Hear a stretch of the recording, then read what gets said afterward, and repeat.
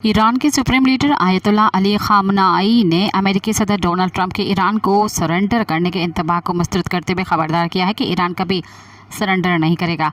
खबर रसा इदारे रॉयटर्स के मुताबिक ईरान के सुप्रीम लीडर आयतुल्ला अली खामनाई ने सरकारी टीवी पर कौम से खिताब करते हुए कहा कि अमेरिका के किसी भी फौजी कार्रवाई के संगीन और नाकाबिले तलाफी नताइज होंगे। हम अमेरिकी सदर डोनाल्ड ट्रंप के गैर मशरूत हथियार डालने की अपील को कबूल नहीं करेंगे। ये खामनाई का जुमे के बाद पहला बाज़ाब्ता रद्द-ए-अमल है जब इसराइल ने ईरान पर बमबारी शुरू की थी और उन्होंने सरकारी मीडिया पर नशर की गई एक तकरीर में खिताब किया था कि उनका कहना था कि अमन या जंग ईरान पर मुसल्लत नहीं की जा सकती।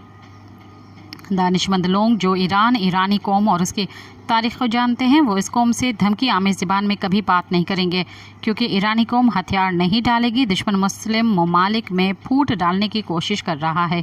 सब्सक्राइब कयो अवामी न्यूज़ HD खे ऐं ताज़ा तरीन ख़बरुनि लाइ ॾिसंदा रहो अवामी न्यूज़ HD।